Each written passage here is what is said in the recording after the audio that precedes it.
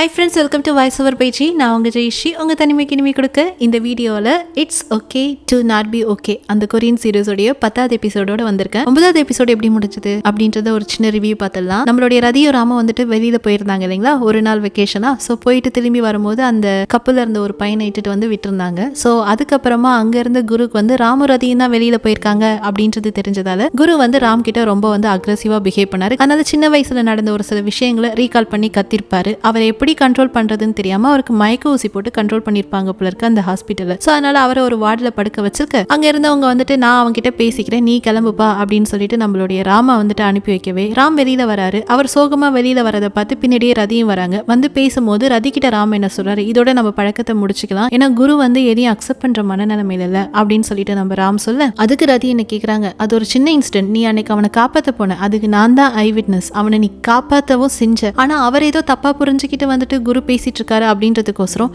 நீ என்ன அவாய்ட் பண்றியா அப்படின்னு சொல்லிட்டு அவங்க கேட்க, இல்ல நிஜமாலுமே அன்னைக்கு நான் சாவட்டும் தான் கொஞ்ச நேரம் நினைச்சேன், அது அவனை ரொம்பவே பாதிச்சிருக்கு, இனிமே அவனுக்கு அந்த பாதிப்பு மனசுல இல்லாத அளவுக்கு அவனுக்கு ஒரு நல்ல தம்பியா நடந்துக்கணும்னு நினைக்கிறேன், அப்போ உன் கூட பழகுனா கண்டிப்பா அவன் டிஸ்டர்ப் ஆவான், இதோட எல்லாம் முடிஞ்சது, என்ன மறந்துரு அப்படின்னு சொல்லிட்டு போறாரு. அடப்பாவி, கால்ல லவ் பண்ணிட்டு மதியமே பிரேக்கப் பண்ணிட்டு போறானேன்னு சொல்லிட்டு பாவம் இந்த பொண்ணு மனசு அவ்வளோ கஷ்டப்பட கட் பண்ணி ஹாஸ்பிட்டல் உள்ள காட்டுறாங்க. ஸோ இந்த மாதிரி இந்த அண்ணன் தம்பிகளுக்குள்ள நடந்த விஷயங்கள் எல்லாத்தையும் வந்து அங்க இருந்தவங்க எல்லாம் என்ன பண்ணுவாங்க, கண்டிப்பா புரளி பேசுவாங்க. புரளி பேசிட்டு நம்மளுடைய ராம் வந்து ரொம்ப கெட்டவன் அப்படின்ற மாதிரி பேசிட்டு இருக்க அந்த லவர்ஸ்ல இருந்த ஒரு பையன் இருக்கா இல்லைங்களா, அவன் அங்க கிராஸ் பண்றான். கேட்டா அவனுக்கு அவ்வளோ கோவம் வருது, ஏன்னா ராம் எவ்வளவு நல்லவன்றது அவனுக்கு தெரியும். ஸோ வந்துட்டு அங்க இருந்த அந்த ஃபயர் எக்ஸ்டிங்விஷர் இருக்கும்ல, அதை எடுத்து எல்லாரும் மாதிரியும் அடிக்கிறான். ஏன்னா கோவத்துல என்ன பண்றதுன்னு தெரியல. ஸோ அதை அடிச்சு ராம் நல்லவன் உங்களுக்கு தெரியாதா, எல்லாரும் இப்படி பேசுறீங்களே அப்படின்னு அவன் ராமுக்கு சப்போர்ட் பண்ணிட்டு இருக்க ரூம்குள்ள, அதாவது அந்த வார்டோட ரூம்குள்ள காட்டின நம்மளுடைய குருக்கு வந்து முழிப்பு வந்துருச்சு. முழிப்பு வந்தாலும் யார்கிட்டயும் பேசக்கூடாது, நம்ம இந்த மாதிரி பண்ணிட்டோம்னு சொல்லிட்டு அந்த கோவம்லாம் அடங்கவே போர்வக்குள்ள தன்னை மறைச்சிக்கிட்டு அவர் அங்க படுத்துட்டு இருக்க.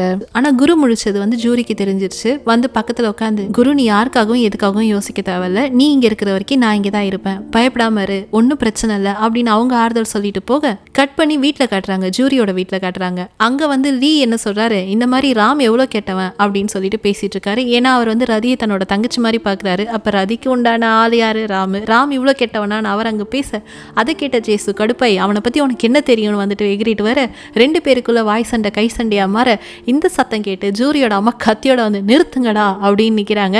சாப்பாடு ரெடி ஆயிடுச்சு, ஒழுங்கா எல்லாம் சாப்பிடுவாங்க அப்படின்னு அவங்க மிரட்டலா சொல்லவே, ஐயோ கத்தியோட வந்துட்டாங்களே அப்படின்னு சொல்லிட்டு இவங்க இதோ வந்துருவோமா அப்படின்னு கிளம்பி போறாங்க.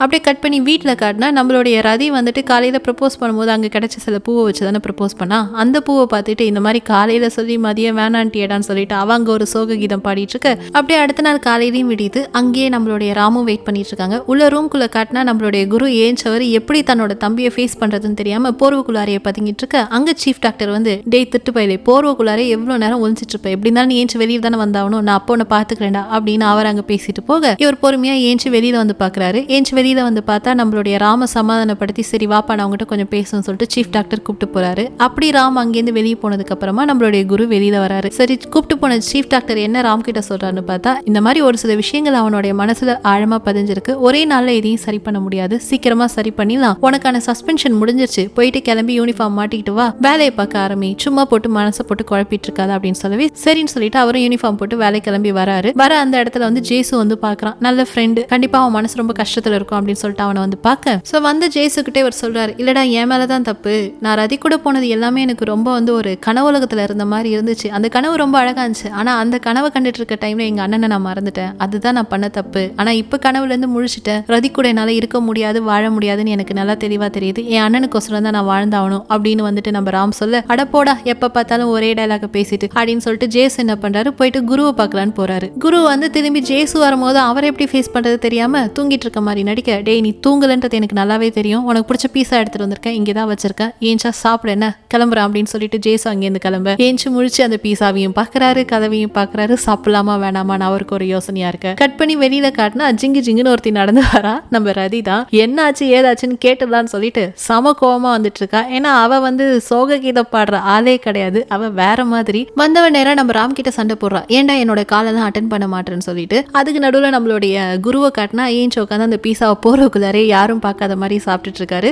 அப்போ வந்து அவருக்கு ஒரு புக்கு வந்து விழுது இந்த கதவுடைய சந்து மூலயமா. என்னன்னு பார்த்தா அது ஒரு கதை புக்கு. அந்த புக்கு வந்து நம்மளுடைய ரதியோட அம்மா எழுதுனது. ஏன்னா அவங்களும் ஒரு ரைட்டர் தான். அதை யாரோ ஒருத்தவங்க அமைச்சிருக்காங்க. யாருன்னு பார்த்தா இங்க இருந்த ஒரு சீஃப் நர்ஸ் தான். இவங்க ஏன் இந்த புக்கை நம்மளுடைய குருக்கு கொடுக்குறாங்கன்னு தெரியல. பட் அந்த புக்கை அவர் அங்கே எடுத்துக்க அப்படியே கட் பண்ணி இந்த ராமரதியும் பேசிட்டு இருந்தாங்க இல்லைங்களா, அவங்க என்ன பேசுறாங்கன்னு பார்த்தா அங்கேருந்து நடந்து வந்து தனியா பேசணும்னு சொல்லிட்டு ஒரு கடலோரமா நின்று பேசிட்டு இருக்கும் போது திரும்பி சொன்ன டயலாகே சொல்லிட்டு இருக்காரு இந்த ராம். ஏன்னா நான் பாத்துக்கணும், நீ இருந்தா பாத்துக்க முடியாது சொல்லிட்டு உன் வாய் தான் என்ன வேணான்னு சொல்லுது, உன் கண்ணுல அவ்வளோ சந்தோஷம் என்ன பார்த்ததுல அப்படின்னு நம்ம ரதி சொல்றாங்க. பட் இருந்தாலும் அவர் அதை அக்செப்ட் பண்ணிக்காம என்ன மறந்துடு அப்படின்னு சொல்லிட்டாங்க. போக கடுப்புல வந்து இவங்க கலங்கி போய் அழ சரி வீட்டுக்கே போலான்னு வீட்டுக்கு திரும்பி போறாங்க. இங்க கட் பண்ணி நம்மளுடைய ஹீரோவை காட்டினா திரும்பி வந்துட்டு நம்மளுடைய குருவோட ரூம்க்கு வராரு. அப்ப குரு நிஜமாலுமே தூங்கிட்டு இருக்காரு. வந்தவர்கிட்ட இந்த மாதிரி நீ சாகணும்னு நினைக்கிறேன், நான் உன்னதான் வந்துட்டு முக்கியமா நினைக்கிறேன், நான் உனக்கோசரம் தான் வாழறேன் அப்படின்னு உருகி மெருகி பேச அப்படியே அந்த சீன் அங்க கட் ஆகுது. அடுத்த நாள் காலையில நம்ம ஜூரி வந்து வேலைக்கு போலான்னு வரும்போது அவளுக்கு வந்துட்டு லிஃப்ட் கொடுக்க வராரு நம்மளுடைய லீ. இந்த மாதிரி நீ ஏன் கேப்ல போற, வா ஏன் கார்ல போலான்னு சொல்லிட்டு ரொம்ப ஆசையா கூட்டு போறாரு. கொஞ்சம் பேச டைம் கிடைக்குமேன்னு சொல்லிட்டு பேசிட்டே வராரு. வர டைம்ல கார் பழி வாங்கிடுச்சு. அதுல இருந்து புகையா வர வைப்பர் தன்னால் ஆனாக இது செட் ஆகாதுடா அப்படின்னு அவர் யோசிக்கிற டைம்ல காரும் சொல்லிடுச்சு நான் இதுக்கு மேல ஓட மாட்டேன்டா, நான் அங்கேயே நின்றுடுச்சு. ஸோ அதனால நம்ம ஜூரி இறங்கி நின்று நான் வேலைக்கு போகணும், நான் கேப்லேயே போயிருப்பேன்னு சொல்ல இரு நான் கேப் புக் பண்ணி தரேன்னு சொல்லிட்டு கேப் புக் பண்ணி நம்ம ஜூரி அனுப்புறாரு. இன்னொரு பக்கம் அந்த ரெக்கவர் வண்டி வரும் இல்லைங்களா, இந்த மாதிரி நடுவில் ஹைவேலாம் நின்றுச்சுன்னா அங்கெல்லாம் தள்ளக்கூடாது. ஸோ அதனால அந்த ரெக்கவரி வேனில் வந்துட்டு காரை வந்து டோ போட்டு எடுத்துட்டு போகலான்னு சொல்லிட்டு அந்த வேனையும் வர வச்சுட்டாரு. அப்போதான் கரெக்டாக ஜூரியோட கேபும் கிளம்புது. பட் ஆனால் அந்த கார் போறப்ப ஒரு உள்ள ஏறி உட்காரணும்ல, மறந்துட்டாரு. ஸோ அதனால கார் பின்னாடியே ஓடி வா, இது எல்லாத்தையும் முன்னாடி போற கார்லேருந்து நம்ம ஜூரி பார்த்துட்டு வர பரவாயில்ல இந்த மனுஷன் இவ்வளோ எஃபர்ட் போடுறானே நமக்கோசரம் அப்படின்னு சொல்லிட்டு அவங்க சிரிச்சிட்டு வர அப்படியே அந்த சீன் அங்கே கட் ஆகுது. கட் பண்ணி ஹாஸ்பிட்டல்ல அந்த சீஃப் நர்ஸ் இருக்காங்கல்ல, அவங்க நம்மளுடைய குருவோட ரூமுக்கு வந்து ஒரு பெரிய டைனோசர் சாஃப்ட் டாயோட வராங்க. இந்த ஆட்டிசம் இருக்கிறவங்க எல்லாருக்குமே வந்துட்டு ஏதாவது ஒரு விஷயத்து மேல ரொம்ப வந்து ஒரு ஈடுபாடு இருக்கும். அந்த மாதிரி நம்மளுடைய குருக்கு வந்துட்டு ஆரம்பத்திலே சொல்லியிருந்தேன் டைனோசர்னா ரொம்ப பிடிக்கும்னு சொல்லிட்டு. அதனால அதை பார்த்து இவர் ரொம்ப சந்தோஷமாக அப்படியே அவங்க அந்த டைனோசர் ரொம்ப எடுத்துட்டு வந்து குருக்கு கொடுத்துட்டு அங்க உட்காந்து அந்த புக்கை பத்தி பேச ஆரம்பிக்கிறாங்க. அந்த புக்ல என்ன இருந்துச்சுன்னு படிச்சியா குரு அப்படின்னு கேட்க அது ஒரு அண்ணன் தம்பியை பத்தினது அப்படின்னு அவன் சொல்ல சரி ஓகே உங்க அம்மா பத்தி சொல்லு அப்படின்னு. எங்க அம்மா ரொம்ப நல்லவங்க, இன்னோசென்ட், எனக்கு எங்க அம்மாவை ரொம்ப பிடிக்கும், ஆனா என் தம்பிக்கு எங்க அம்மாவை பிடிக்காது அப்படின்ற மாதிரி நம்மளுடைய குரு அவருடைய புரிதலை சொல்லிட்டு இருக்க. இதெல்லாம் கேட்டு அந்த சீஃப் நர்ஸ் தெரிஞ்சுக்கிறாங்க. ஆனா இப்ப ஏன் இதெல்லாம் இவங்க கேட்கறாங்க, ஏன் இவங்களை அடிக்கடி இப்ப சீன்ல காட்டுறாங்க அப்படின்றது நமக்கு தெரியல. பட் இந்த அண்ணன் தம்பிக்குள்ள ஏதோ ஒரு விஷயத்தை அவங்க தெரிஞ்சுக்க விரும்புறாங்க அப்படின்றது மட்டும் அந்த சீனை நமக்கு தெரியுது. ஸோ அப்படியே கட் பண்ணி வெளியில காட்டினா ஜூரி அம்மாவும் அங்கே தானே ஒர்க் பண்றாங்க ஹாஸ்பிட்டலில். ஸோ அவங்க அங்கே வந்துட்டு நம்மளுடைய ராமுக்கு வந்து சாப்பாடு கொடுக்குறாங்க. கொடுக்கும்போது பரவாயில்லடா இப்போதான் இவ்வளோ கஷ்டப்படுற, ஃபியூச்சரில் இந்த மாதிரிலாம் இருக்காதான்னு சொன்னோடனே ஃபியூச்சர்னு இல்லை எனக்கு இன்னொரு பிறவியே வேணாம், நான் ரொம்ப கஷ்டப்படுறேன், எனக்கு எந்த ஆசையுமே கிடையாது அப்படின்னு சொல்லிட்டு அவன் ரொம்ப விரக்தியில் பேச அதெல்லாம் ஒன்றும் இல்லடா தம்பி சரியாயிடுன்னு, நான் அவனை வீட்டுக்கு கூப்பிட்டு போகிறேன், நான் பார்த்துக்கிறேன், நீ கொஞ்சம் வந்துட்டு ஃப்ரீயா இரு, முதல்ல வந்து நிம்மதியாயிரு, எல்லாம் சரியாயிடும் அப்படின்னு அவங்க ஒரு அம்மா ஸ்தானத்துலேருந்து நம்மளுடைய ஹீரோக்கு வந்துட்டு ஆறுதல் சொல்லிட்டு போக சொன்ன மாதிரியே நம்மளுடைய குரு வந்து கொஞ்சம் சரியாயிட்டாரு இல்லைங்களா, அந்த அக்ரெசிவ் மோட்லேருந்து இறங்கிட்டாரு இல்லைங்களா.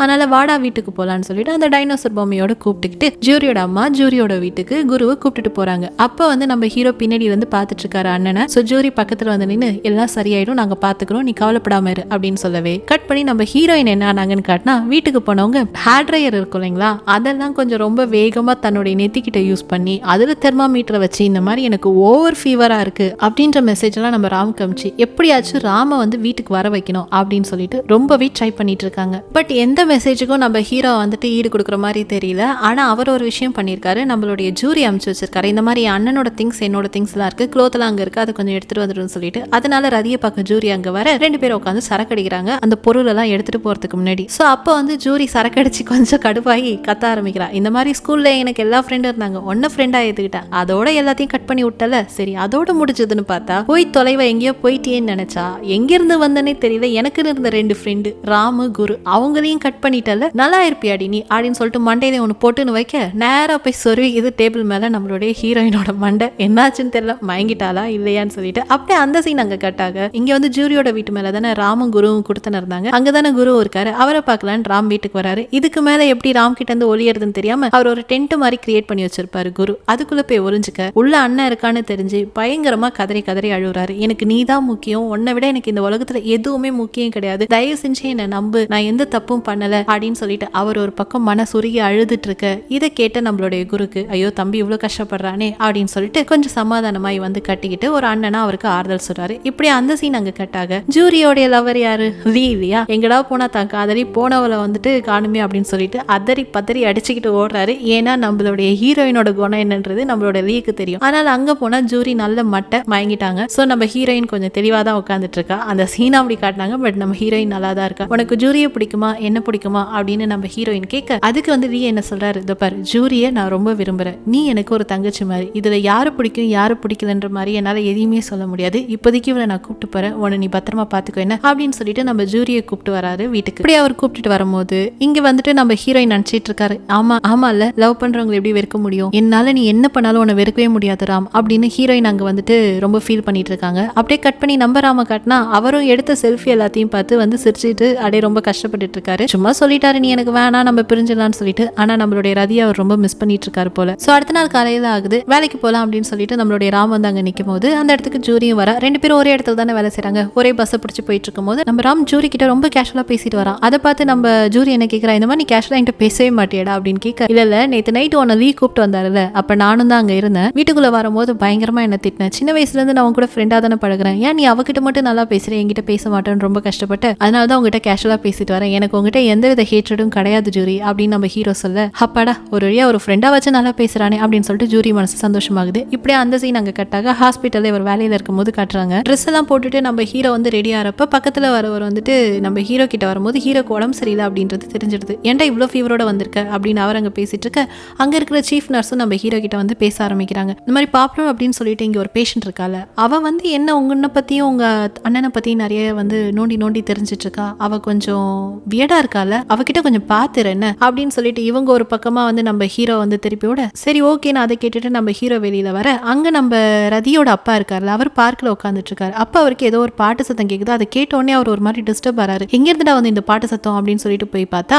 அந்த பாப்புலோன்றவ தான் உட்காந்துட்டு பார்க்ல இன்னொரு இடத்துல பாடிட்டு இருக்கா. உனக்கு எப்படி இந்த பாட்டு தெரியும் அப்படின்னு கேட்க, ஏஞ்சி ஆமா நான் தான் பண்ணேன், ஏன் என்ன திரும்பி கொல்ல போறேன் அந்த பாட்டு பண்ணதுக்கு அப்படின்னு கேக்குறாங்க. சோ இதுல இருந்தே தெரிஞ்சிருச்சு இவங்க தான் ரதியோட அம்மா. பட் இவங்களுக்கு அடையாளம் தெரியல போல இருக்கு. இந்த மாதிரி பாட்டெல்லாம் பாடி ரதியோட அப்பா வந்து ரொம்ப தொந்தரவு பண்ணிட்டு இருக்காங்க. சோ அதனால கடுப்பாய் உனக்கு இப்பயே கொன்னுடுறேன்டி அப்படின்னு சொல்லிட்டு அந்த பாப்புலோ கழுத்த ரதியோட அப்பா வந்து நெரிக்க, அதை பார்த்து நம்மளுடைய ஹீரோ அங்கேருந்து ஓடி வந்து அவங்க ரெண்டு பேரையும் பிரிச்சு விட்டு பாப்புலோவை அனுப்பி விட, அவ ஒரு மாதிரி வில்லத்தனமா பார்த்து சிரிச்சுக்கிட்டே போறா. ஆனா நம்ம ரதியோட பையனை சொல்றாரு, அவ திரும்பி வந்துட்டா அவ எல்லாரையும் கொன்னுடுவா, என்னையும் கொன்னுடுவா, உன்னையும் கொன்னுடுவா, அவளை கொல்லணும், இப்ப அவ இங்க இருந்தானா ரதியும் அவளை மாதிரியே மாறிடுவா அப்படின்னு சொல்ல, நம்ம ஹீரோயினை சொல்ற ரதி ஒன்னும் அப்படி கிடையாது, அவ எவ்வளவு சாஃப்ட் தெரியுமா அப்படின்னு சொல்லவே, நீ தான் புரிஞ்சுக்க மாட்ற, அவ எல்லாரையும் கொன்னுடுவா, அவளும் அவங்க அம்மா மாதிரி தான், ஏன் உன்னையும் கொன்னுடுவா அப்படின்னு சொல்ல, ஒரு வழியா நம்மளோட ரதியோட அப்பா வந்து சமாதானப்படுத்தி இட்டுட்டு வந்துறாரு ராம். கட் பண்ணி இந்த பாப்புலோவை காட்டினா அவ தனியா உட்காந்துட்டு இருக்கும் போது அங்க வந்து அந்த சீஃப் நர்ஸ் அந்த பாப்புலோ கிட்ட பேசிட்டு இருக்காங்க. அந்த சீஃப் நர்ஸ் என்ன கேக்குறாங்க, ஏன் இந்த மாதிரி ரதியோட அப்பாவை மேல அந்த மாதிரி அக்ரெசிவா நடந்துக்கிட்டாரு, உன்னை கொலை பண்ணணும்னு நினைச்சானோனே, அதான் எனக்கும் தெரியல அப்படின்னு அவர் ரொம்ப கேஷுவலா பதில் சொல்ல, கட் பண்ணி இங்க சீஃப் டாக்டர் கிட்ட வந்து ராம் நடந்த விஷயத்தெல்லாம் சொல்லும் போது, இந்த பாரு ரதியோட அப்பாக்கு டிமென்ஷியா இருக்கு, அதாவது நடந்த விஷயங்கள் நிறைய அவருக்கு ஞாபகம் கிடையாது, இருந்தாலும் அவர் ஒரு விஷயத்துல உறுதியா இருக்காரு, ஒண்ணு அந்த பாப்புலோ அவங்க அம்மானோ இல்ல அந்த அம்மா மாதிரி இருக்காளோன்னு சொல்லிட்டு அதனாலதான் அவளை கொல்லணும்னு ட்ரை பண்ணிருப்பாரு. சோ இது என்னன்றதை நம்ம தான் வந்துட்டு ஆராய்ஞ்சு கண்டுபிடிக்கணும், எதையும் முடிவு பண்ண முடியாது அப்படின்னு அவங்க ரெண்டு பேரும் அங்க பேசிட்டு இருக்க. கட் பண்ணி நம்மளுடைய ஜூரியோட வீட்டுல காட்டினா வேலையை முடிச்சுட்டு ஜூரியோட அம்மா வராங்க.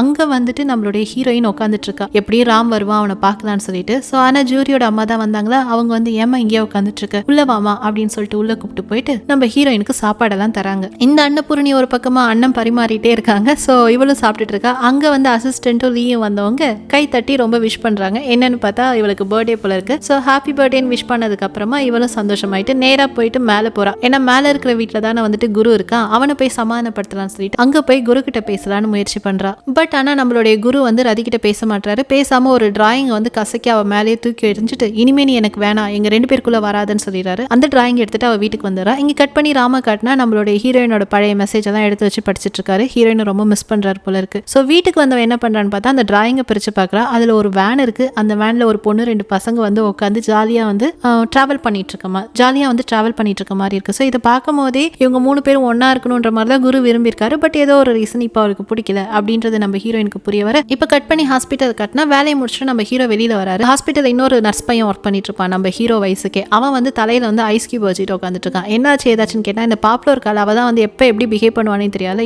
எதையும் எடுத்து இவன் தலையில அடிச்சுட்டு இங்கேருந்து ஓடி போயிட்டா, எங்க ஒன்னான்னு தெரியல, எல்லாரும் தேடிட்டு இருக்காங்க, என்னன்னு கேட்டா இன்னைக்கு ஒரு முக்கியமான நாள்னு சொல்லிட்டு ஓடி போயிருக்கா அப்படின்னு சொல்லிட்டு அவங்க சொல்லும் போது பட்டுன்னு நம்ம ஹீரோக்கு ஸ்ட்ரைக். ஏன்னா நம்ம ஹீரோயின் அமைச்ச மெசேஜ்ல லாஸ்ட் மெசேஜ் இன்னைக்கு ஒரு முக்கியமான நாள், என்னை வந்து மீட் பண்ணு அப்படின்ற மாதிரி மென்ஷன் பண்ணியிருப்பாங்க. ஸோ இவருக்கு ரெண்டுமே வந்து கனெக்ட் ஆயிடுச்சு. காலை டாக்டர் சொன்னது, அவங்க ரதியோட அப்பா நடந்துகிட்டது, இவ இப்போ ஓடி போனது, நம்ம ஹீரோயின் அமைச்ச மெசேஜ் எல்லாத்தையும் கனெக்ட் பண்ணிட்டு, ஐயோ ஹீரோயினுக்கு ஏதோ ஒரு ஆபத்து அப்படின்னு சொல்லிட்டு இவர் ஆதரி பதறி அங்கேருந்து ஓட அப்ப கட் பண்ணி ரதியோட வீட்டில் காட்டுறாங்க. கரெக்டா அந்த பாப்ல வந்து அங்கதான் வந்திருக்கா. வந்து நம்மளோட ஹீரோயினுக்கு வந்து ஹாப்பி பர்த்டேன்னு விஷ் பண்றா. பட் நம்ம ஹீரோக்கு இங்க எதுவுமே தெரியாது இல்லைங்களா? அதனால அவர் அவ்வளோ ஃபீவர்லையும் அவ்வளோ டயர்ட்னஸ்லையும் வேகமா காரை ஓட்டிட்டு வந்துட்டு இருக்காரு. வரும்போதே அவர் இங்க பாரு ரதி, என்ன மீறி உனக்கு எதுவுமே நடக்காது, பயப்படாது அப்படின்னு சொல்லிட்டு ப்ராமிஸ் எல்லாம் பண்ணிட்டு இருக்காரு ஏர்லயே. இப்படியே இந்த பக்கம் வந்து ரதி பாப்லோ அண்ட் அந்த பக்கம் வந்து நம்ம ஹீரோவை காட்டி இந்த 10வது எபிசோட எக்ஸ்ட்ரீம் சஸ்பென்ஸோட முடிச்சு வச்சிட்டாங்க. 11வது எபிசோட்ல என்ன நடந்துச்சு அப்படின்றதோட சீக்கிரமா உங்களை வந்து மீட் பண்றேன். Until then, bye from Jayashree. Bye bye, take care. அடுத்த வீடியோல சந்திக்கலாம்.